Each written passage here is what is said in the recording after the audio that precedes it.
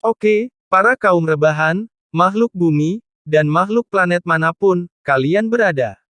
Perkenalkan, gua Aji, Detailing Movie Channel.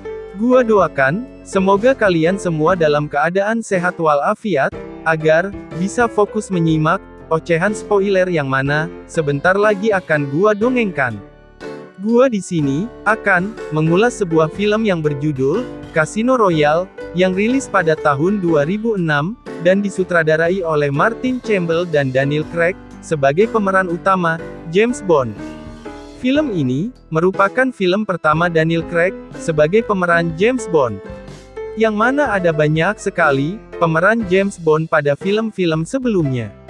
Cuman, gua di sini hanya mendongengkan film James Bond yang diperankan oleh Daniel Craig saja. Mungkin bisa kita bahas di lain waktu.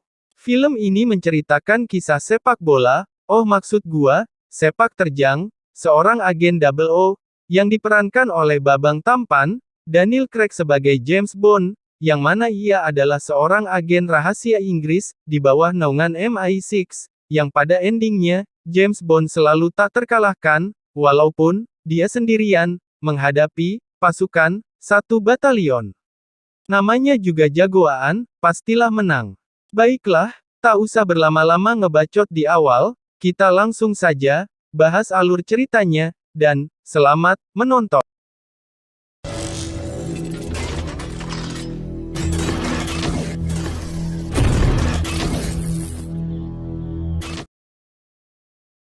Film diawali dengan adegan dramatis hitam putih, yang mana si Bond menangkap basah seorang anggota MI6 yang berkhianat dan menjual data rahasia Inggris kepada pihak musuh.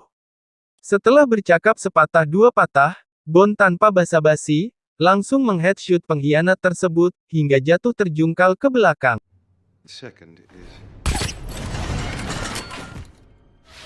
Lalu adegan berganti ke sebuah kampung kecil, di negara Uganda, yang mana pada saat itu lagi hujan. Di sini, seorang pemimpin pemberontak, bernama Isaac, sedang mengadakan pertemuan dengan teman bisnisnya yang bernama, Mr. White.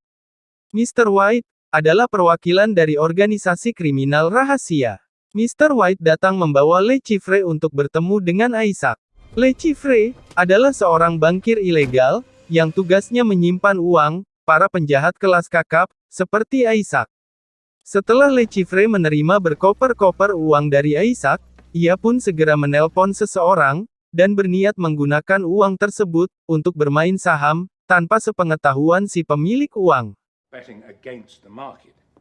No one expects this stock to go anywhere but just do it. Kemudian, scene berpindah ke Madagaskar, yang mana, Bond saat ini, sedang asik menonton judi sabung ular versus musang. Bond saat itu, juga sedang memata-matai, seorang laki-laki berkulit hitam, yang mana ia merupakan, seorang perakit bom freelance yang bernama Molaka. Tak berseling lama, si Molaka mendapatkan pesan singkat, yang bertuliskan kata, elipsis. Entah apa maksudnya, setelah Molaka menerima pesan itu, ia pun langsung bergegas pergi. Namun sayangnya, saat Molaka hendak pergi, ia menyadari bahwa ia sedang dimata-matai oleh anak buahnya Bond. Alhasil Molaka pun segera kabur ngacir, dan aksi kejar-kejaran pun tak terelakkan.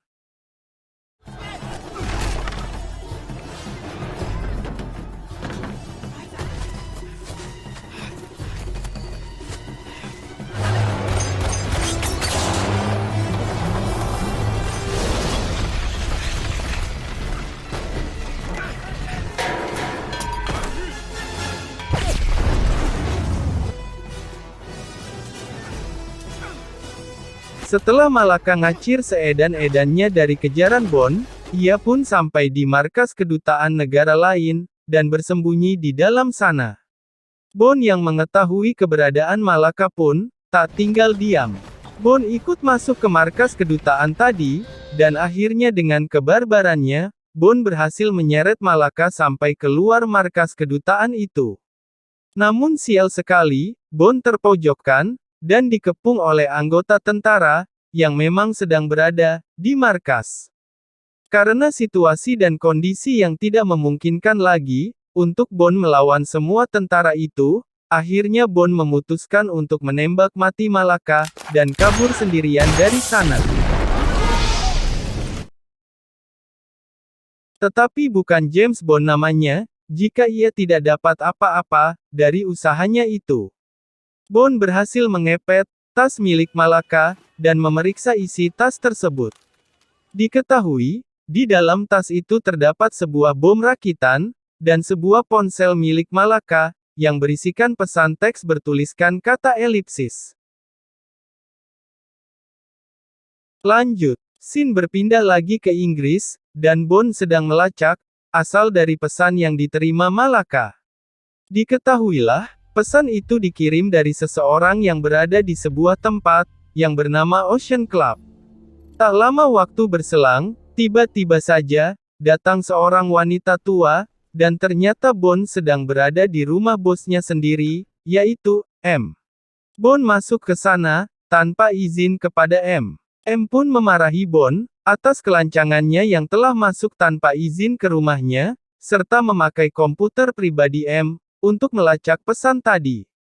Tidak hanya sampai di situ, M dibuat tambah murka, karena di koran yang dibawa M menjelaskan bahwa, telah diberitakan tentang kejadian barbar Bond, di Madagaskar sebelumnya. Namun Bond dengan santuinya, pergi dari sana.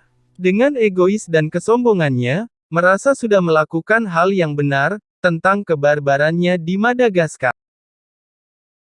Lalu scene berpindah lagi ke Bahama, yaitu tepatnya di sebuah hotel yang bernama Ocean Club, guna melanjutkan misi penyelidikannya.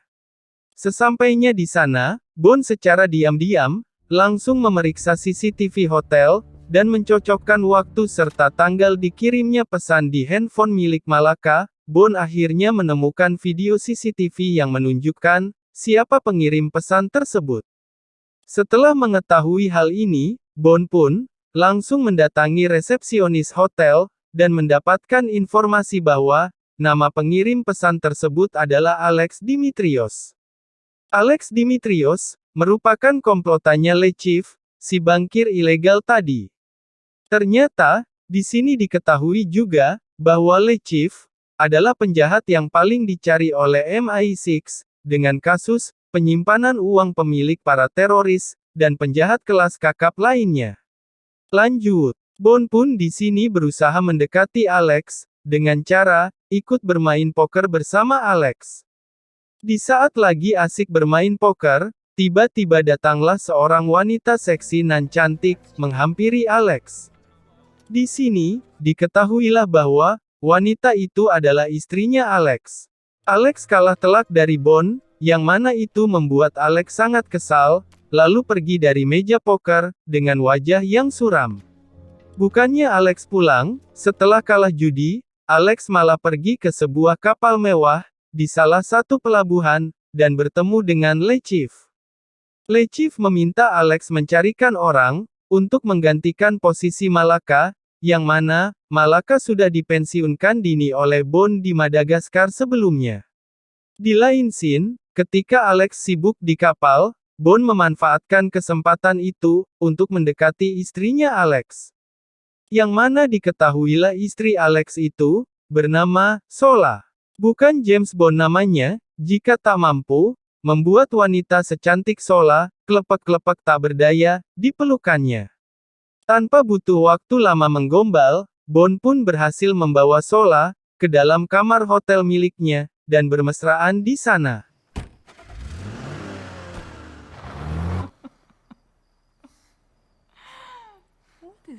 Pada saat lagi asik beradu congor, tiba-tiba, handphone Sola berbunyi, yang ternyata suaminya lah yang menelpon. Sola pun mengangkat telepon suaminya, dan diketahui bahwa Alex, tidak bisa pulang malam ini, dikarenakan ada urusan di Miami, malam ini juga. Mendengar hal itu, Bond pun langsung bergegas mengejar Alex, ke Miami. Ternyata di sini, Bond tetap bersikap profesional, dan lebih mementingkan misinya, ketimbang menuruti dorongan, nafsu angkara murka. Sesampainya di gedung Miami, Alex masuk ke dalam sebuah ruang pameran, dan menitipkan tas yang dibawanya, ke tempat penitipan barang. Diam-diam, Alex juga meletakkan nomor penitipan tasnya di atas chip poker. Sial sekali, ketika Bond ingin mengambil nomor penitipan itu, Bond ketahuan Alex. Bond diancam menggunakan pisau. Tak tinggal diam, Bond dengan kemampuannya, mampu melawan, dan berhasil menusuk Alex, menggunakan pisau miliknya sendiri. Akhirnya, Alex Dimitrios pun pensiun dini. Ketika Bond ingin mengambil nomor penitipan tadi, ternyata, nomor penitipannya sudah diambil oleh orang lain, beserta tas milik Alex. Dengan keahlian Bond sebagai agen MI6, Bond berhasil menemukan orang yang sudah mengambil tas itu. Orang tersebut bernama Carlos. Setelah mengetahui siapa yang membawa tas itu, Bond langsung mengikuti Carlos hingga menuju sebuah bandara. Sialnya, ternyata Carlos mengetahui kalau sedang diikuti oleh Bond. Carlos pun ngacir secepat kilat agar tidak tertangkap dan menyamar dengan memakai baju petugas bandara. Alhasil Carlos berhasil keluar dari jangkauan Bond dan telah membuat kekacauan di bandara. Setelah dirasa aman, Carlos langsung keluar dari dalam bandara dan mendatangi mobil tangki yang berisi bahan bakar pesawat dan memasang bom di mobil itu. Ternyata, kata elipsis adalah sebuah kode rahasia yang tujuannya adalah untuk meledakkan sebuah pesawat baru milik perusahaan yang bernama Skyfleet. Mengetahui hal ini, Bond dengan kemampuannya mencoba menggagalkan rencana Carlos. Bond berlari sekuat tenaga mengejar mobil tangki yang dikendarai Carlos.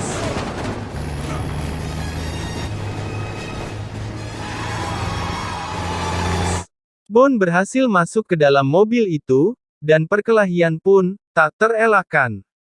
Bond hampir saja terjatuh dari mobil, namun, secara kebetulan, Bond melihat bom yang dipasang Carlos sebelumnya.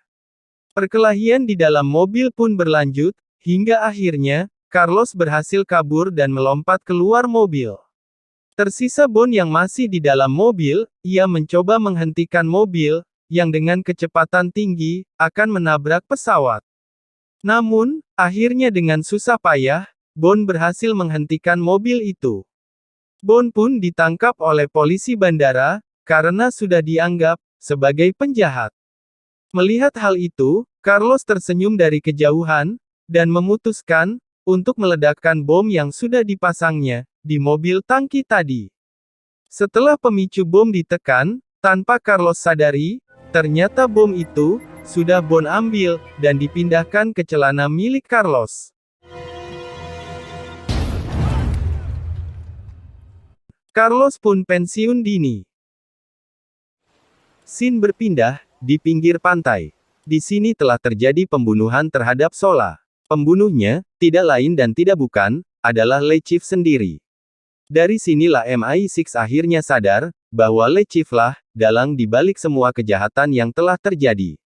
Le Chief ingin saham milik perusahaan Skyfleet jatuh, dan ia pun akan mendapatkan keuntungan besar dari semua itu. Kenyataannya, karena semua rencana Le Chief gagal, maka ia pun mengalami kerugian yang sangat besar di pasar saham. Yaitu sebesar $101.206.000 Amerika. Jumlah yang sangat fantastis. Karena sudah rugi banyak, Le Chief mencari cara agar uangnya bisa kembali. Le Chief mengadakan lomba permainan poker dengan besar uang taruhan $10 juta untuk per pemain dan $5 juta untuk ikut serta kembali. Sebenarnya, uang yang dipakai Le Chief bukanlah uangnya sendiri, melainkan uang kliennya yang merupakan para penjahat yang telah menitipkan uang kepadanya. M pun meminta Bond untuk ikut bergabung dalam permainan poker, dan harus mengalahkan Le Chief. Oke lanjut, scene berpindah di dalam sebuah kereta, yang mana Bond ditemui oleh seorang wanita cantik, bernama Vesper Lynn. Vesper adalah perwakilan dari Kementerian Keuangan Inggris. Tugas Vesper adalah memberikan modal untuk Bond, agar bisa ikut bermain poker. Tugas lain Vesper adalah menjaga agar uang pemerintah tidak habis dengan sia-sia. Namun, pada pertemuan pertama mereka ini, sepertinya Bond dan Vesper tidak begitu cocok. Mereka juga saling sindir, satu sama lain. Being more aggressive than her female colleagues, which gives her a somewhat Didn't come from money, and your school friends never let you forget it.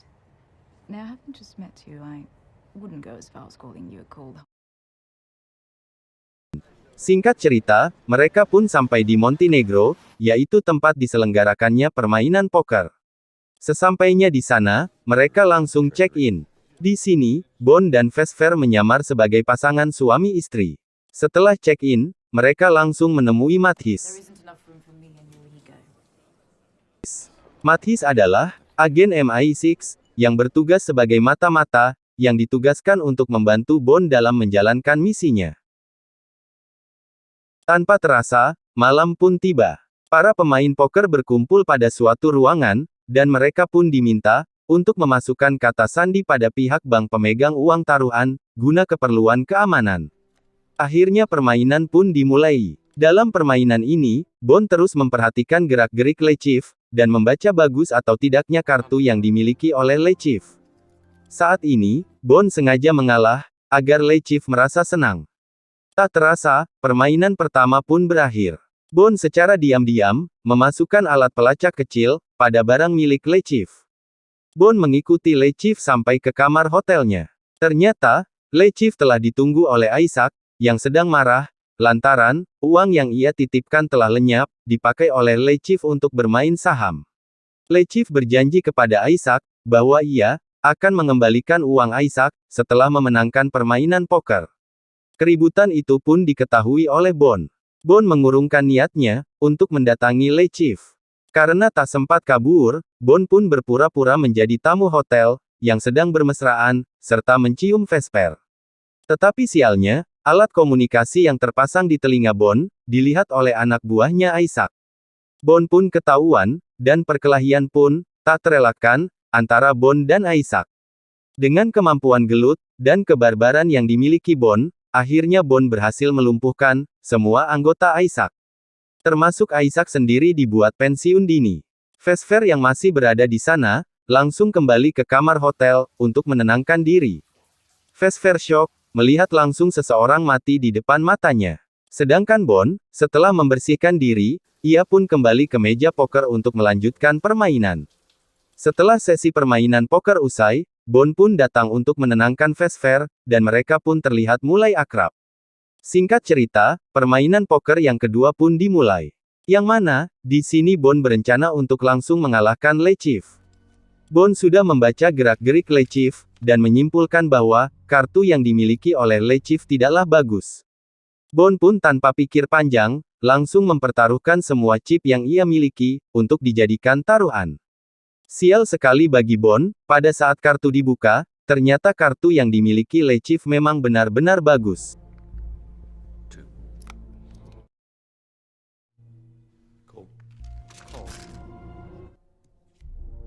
Ternyata, Lechif sengaja menipu Bond dengan gerak-gerik yang sama seperti sebelumnya, agar Bond tertipu. Bond pun akhirnya kalah dan dikeluarkan dari permainan. Bond marah, karena sudah kalah, dan berniat untuk mengeluarkan jurus barbarnya. Akan tetapi, untung saja ia dihadang oleh seorang peserta lain, yang bernama Felix. Felix adalah agen CIA, yang juga mengincar Lechif. Felix ingin Bond ikut bermain sekali lagi. Felix bersedia memberikan uang modal untuk Bond, supaya Bond bisa kembali bermain.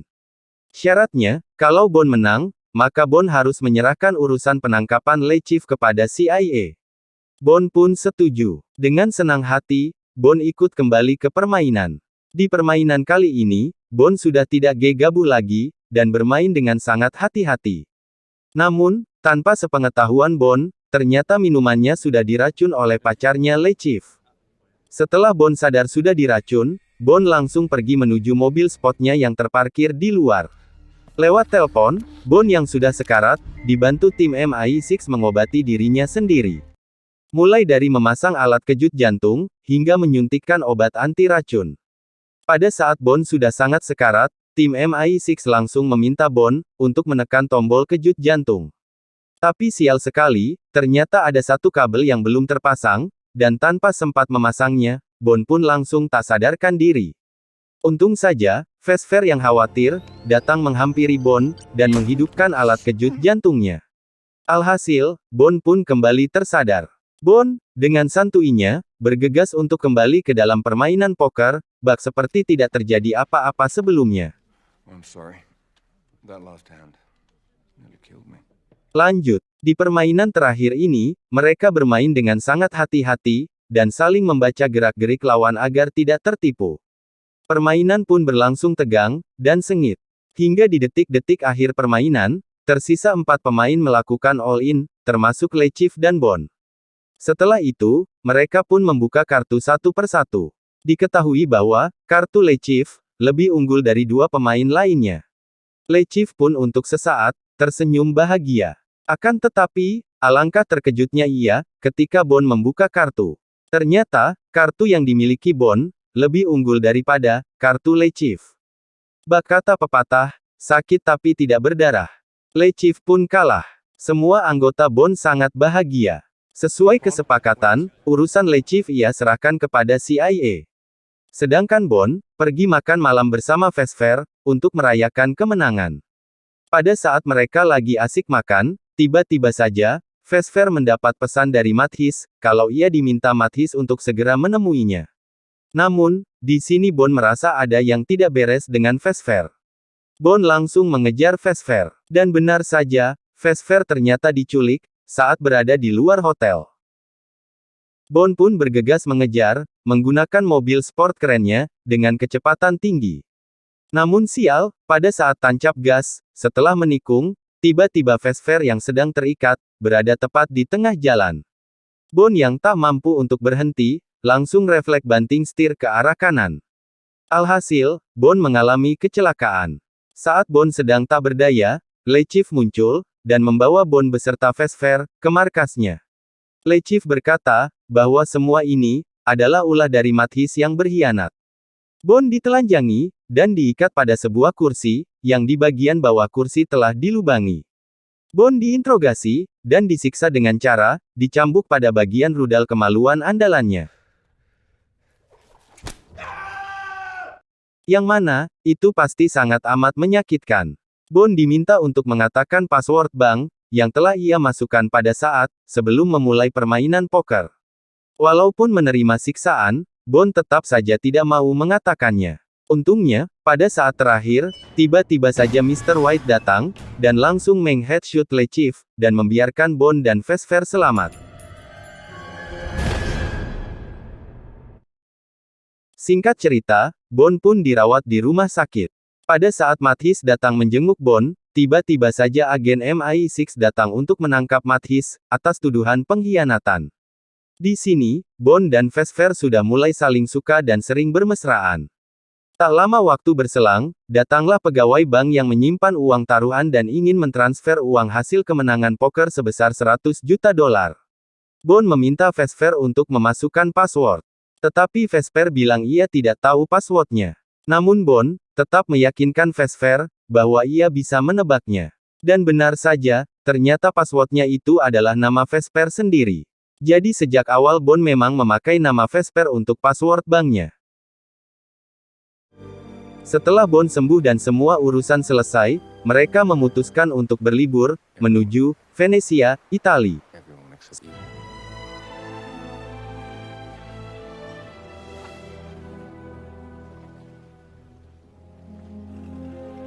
Suatu saat, Vesper ingin keluar sebentar untuk mengambil uang di bank, guna keperluan liburan mereka. Tak lama setelah Vesper pergi, M menelpon Bond, dan mendapatkan info, bahwa Menteri Keuangan Inggris, belum menerima uang yang ia menangkan. Padahal, uangnya sudah Bond serahkan kepada Vesper. Bond yang curiga, langsung menelpon pegawai bank sebelumnya. Bond mendapat informasi, bahwa uang tersebut sedang ditarik tunai saat ini juga, di kota Venesia. Bond langsung bergegas menyusul Vesper, dan melihat Vesper memberikan sekoper uang, kepada seseorang yang misterius.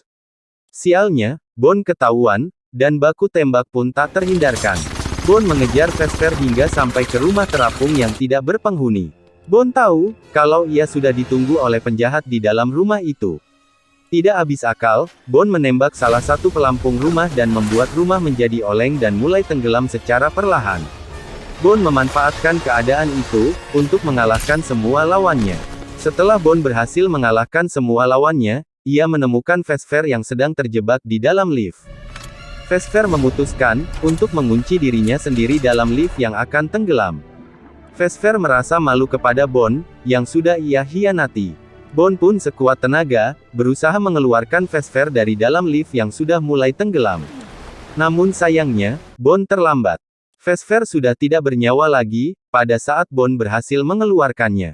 Dan, tanpa Bond sadari, koper yang berisi uang, telah diambil oleh Mr. White. Singkat cerita setelah Vesper bunuh diri, scene berpindah, kepada Bond yang lagi bersedih di atas sebuah perahu. Bond mendapatkan informasi dari M, bahwa Vesper memiliki seorang kekasih yang ditahan, oleh suatu organisasi rahasianya Mr. White. Vesper diminta, untuk menyerahkan semua uang itu sebagai syarat, agar kekasihnya bisa dibebaskan. Bond sebenarnya agak kesal kepada Vesper atas pengkhianatan terhadap dirinya. Tak lama setelah itu, Bond mendapati handphone milik Vesper. Handphone itu berisi pesan yang memang ditujukan kepadanya dan bertuliskan nama Mr. White beserta nomor telepon. Berbekalkan nomor telepon itulah, Bond berhasil melacak keberadaan Mr. White dan menembaknya tepat di kaki. Setelah Mr. White jatuh tersungkur, Bond pun datang menghampirinya dan berkata, The name's Bond. James Bond. Dan film pun berakhir. Bagaimana? Seru. Aksi barbarnya James Bond dari dulu, hobinya James Bond adalah, menggombal wanita-wanita cantik, serta menidurinya. Hobi lainnya, yaitu membuat para pemeran antagonis, pensiun dini. M pun sering geram dibuatnya. Secara keseluruhan, film James Bond, Casino Royale, sangat seru dan menegangkan. Alur film memang agak sedikit susah dipahami. Ceritanya agak complicated, dan cerita intinya baru dimulai pada saat Bond akan mengikuti permainan poker. Oke, gua rasa cukup dulu untuk alur film Casino Royale ini. Jika ada salah kata dan hilaf, mohon dimaafkan. Jangan lupa subscribe channel ini agar tidak ketinggalan alur cerita film menarik lainnya.